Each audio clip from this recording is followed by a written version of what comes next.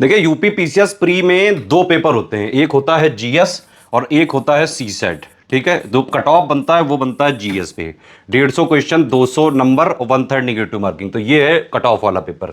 लेकिन CSAT paper भी उतना ही जरूरी है।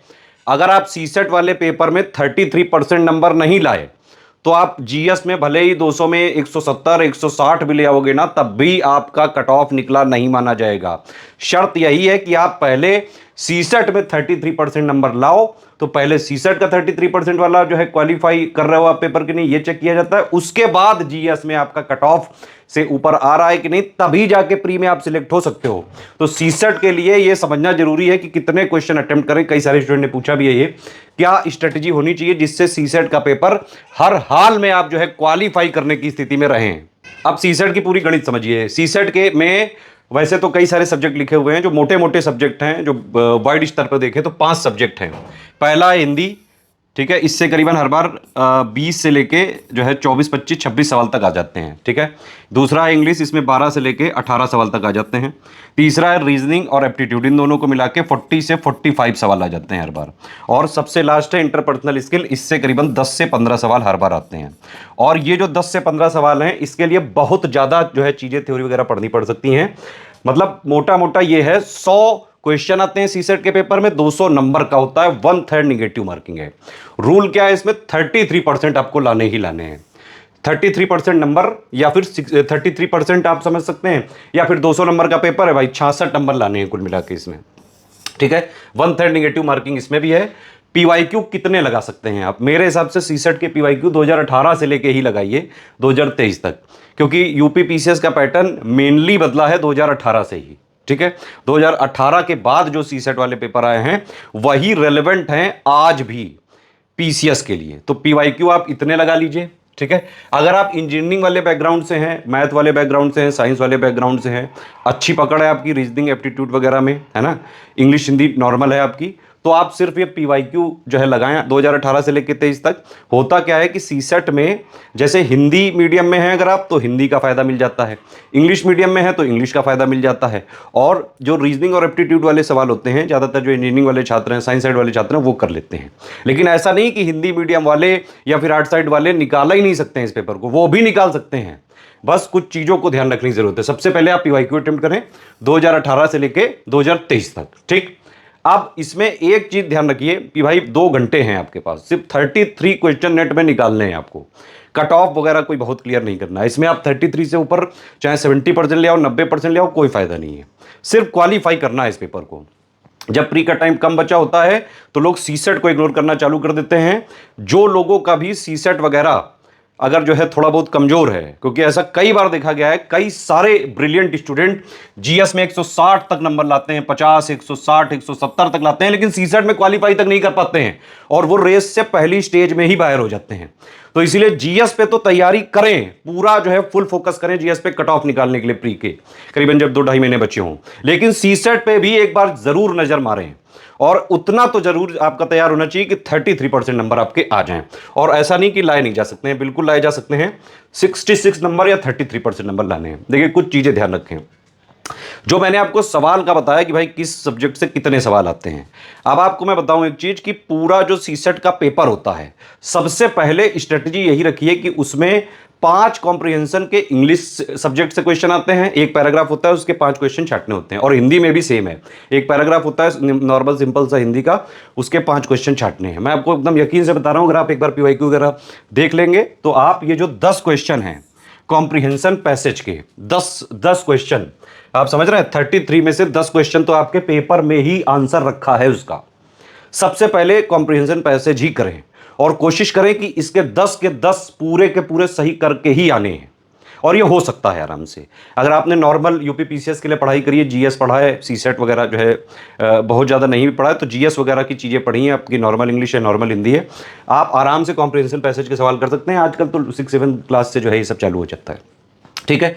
और यूपीपीसीएस में जो कॉम्प्रिहेंशन पैसेज आते हैं, चाहे इंग्लिश के सब्जेक्ट के हों चाहे हिंदी सब्जेक्ट के हों, बहुत कठिन नहीं होते हैं कोई कि भाई आप कर ही नहीं सकते हो।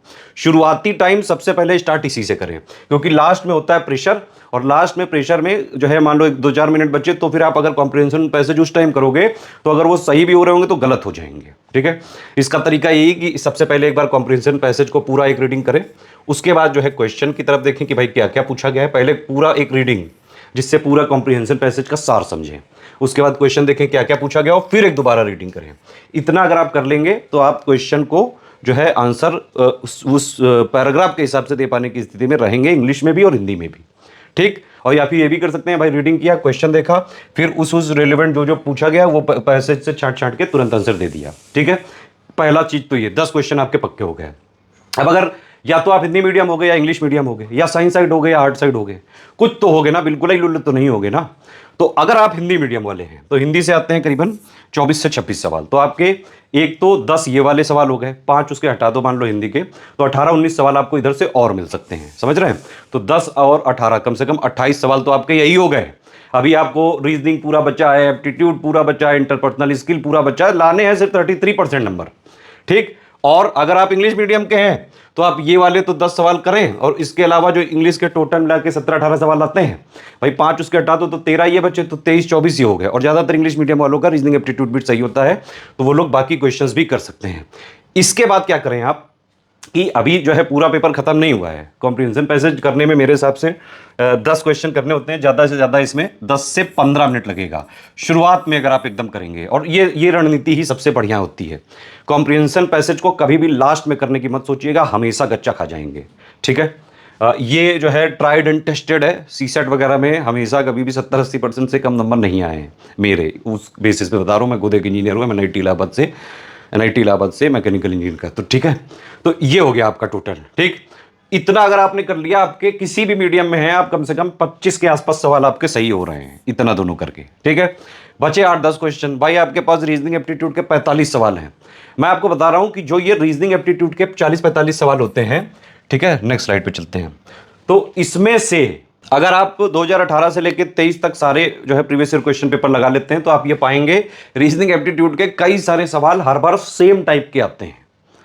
मतलब उसमें कोई बहुत ज़्यादा जो है चेंज नहीं होता है, जैसे एक सवाल डायरेक्शन का आता ही आता है सीधा। आप ये वाला फिगर जो है आप याद करें, ये एक फिगर है सिंपल सा, नॉर्थ साउथ वेस्ट ईस्ट, इसके बीच वाला हो गया नॉर्थ ईस्ट, इसके बीच वाला नॉर्थ वेस्ट, इसके बीच वाला साउथ वेस्ट, इसके बीच वाला साउथ ईस्ट। अब इसमें जब भी कोई डायरेक्शन का सवाल आए कि भाई राम एक जगह से चालू किया है ना, फिर वो अपने ईस्ट में चला 5 किलोमीटर, बस इस जगह पे आप अपने आप को मान लें, और जो जो क्वेश्चन में कहता जाए वो करते जाए। फाइनली आप देखेंगे कि पाइथागोरस थ्योरम आती है ना, उससे आपका सवाल निकल जाएगा। जनरली इधर उधर घुमा के जो भी ये है उसमें जो है आंसर निकल आता है। मैंने एक डायरेक्शन की बाकायदा ट्रिक वगैरह बताई, मैं उसका वीडियो इसमें जोड़ दे रहा हूँ, आप उसको देख लें तुरंत। यहाँ पूरा एक्सप्लेन करेंगे तो वीडियो लंबा हो जाएगा। ठीक है, दूसरा रिलेशन, एक फोटो जो है बोल देगा कि भाई ये फोटो को देखो, बस इसमें से अपना रिलेशन लगा के जो है बता देगा कि ये तुम्हारी मामा की, चाचा की, बुआ की, फूफी की, उनका जो है भतीजा है, इस तरह से। अब बताओ वो क्या है आपका। तो इसमें भी आप अपने आप को मान लें वो, और उससे रिलेशन जो आपका निकल रहा हो वही उसका आंसर होता है। ये बहुत कॉमन सेंस वाला तरीका है, कोई ट्रिक नहीं है ये सब ऐसी चीज़ें हैं जो जीवन पर्यंत चलती हैं। ट्रिक वगैरह याद करोगे तो भूल जाओगे कुछ समय बाद। ये सब ऐसी हैं जो अंडरस्टैंडिंग वाली हैं, बेसिक वाली चीज़ें हैं। ठीक है, फिर ये नंबर सीरीज, इसमें थोड़े बहुत अगर पीवाईक्यू वगैरह प्रैक्टिस कर लो, बहुत बड़ा लेवल नहीं होता है, आराम से किए जा सकते हैं। क्लास वाइज रैंक वाले सवाल आते हैं कि भाई एक क्लास है, आगे से 20वां नंबर जो है रामू का है, पीछे से 14वां नंबर जो है इसका है, और फिर उसमें से कोई बीच का नंबर निकालने को बोल देते हैं। फिगर्स के सवाल आ जाते हैं, कभी ट्रायंगल गिनने को कर देते हैं, कभी स्क्वायर गिनने को कर देते हैं, बहुत बेसिक से सवाल होते हैं।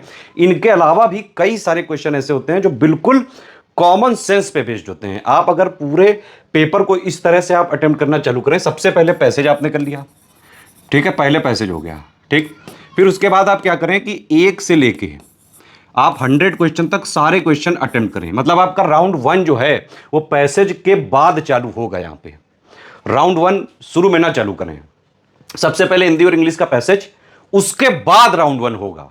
फिर 1 जो है लगाया, आ गया, गोला फिल कर दिया तुरंत। 2 वाला अटेम्प्ट किया, आ गया, गोला फिल कर दिया। 3 वाला आ गया, गोला फिल कर दिया। 4था नहीं आया, कोई बात नहीं, 5वां देखें। इस तरह से आप 1 से लेके 100 तक चले हैं, ठीक है। और बिल्कुल जो है धैर्य बनाए रखें। वहाँ पे पेपर में 33% आपके आई से ही आ सकते हैं।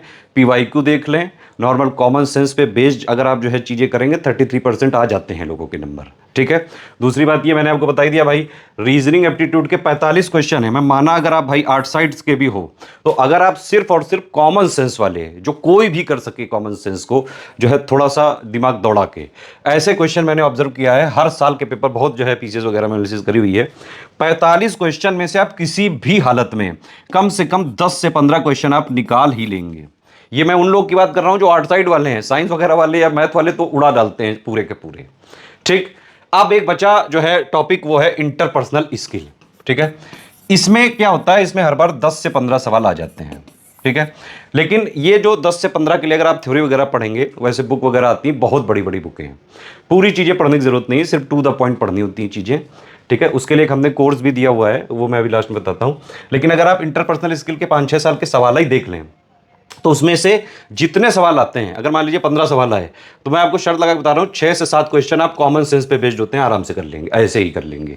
पीसीएस की तैयारी में आप इतनी सारी चीजें पढ़ते हैं, जीएस पढ़ते हैं, करंट पढ़ते हैं, कई सारे सब्जेक्ट पढ़ते हैं, है ना, मेंस वगैरह में आंसर राइटिंग वगैरह करते हैं, तो एनालिटिकल स्किल जो है, ब्रेन स्टॉर्मिंग करते भी हैं आप, इसमें मतलब करनी ही पड़ती है, बिना उसके जो है आप पीसीएस ही नहीं निकाल सकते हो, तो इतना आइडिया हो जाता है। और फिर भी अगर आपको चीज़ों का डर लग रहा हो, सीसेट के हमने पापा वीडियो दिए हुए हैं फ्री में, हिंदी का भी दिया है, इंग्लिश का भी दिया है, रीजनिंग का भी दिया है, एप्टीट्यूड का भी दिया है, इंटरपर्सनल स्किल का भी दिया है, दोनों मीडियम में, यूट्यूब से आप वो देख सकते हैं। बाकी सीसेट का बिल्कुल लेटेस्ट जो है पैटर्न के हिसाब से ऑफिशियल सिलेबस को फॉलो करते हुए 2018 से 23 तक का पीवाईक्यू वाला जो पैटर्न रहा है, नए पैटर्न, डायनेमिक पैटर्न के हिसाब से एक सीसेट का कंप्लीट कोर्स चल रहा है स्टडी फॉर सिविल सर्विसेज के ऐप में। उसमें पूरा जो है कवरेज है प्रीवियस ईयर क्वेश्चन के हिसाब से, 2018 से 23 तक ही हमने उसमें लिया है।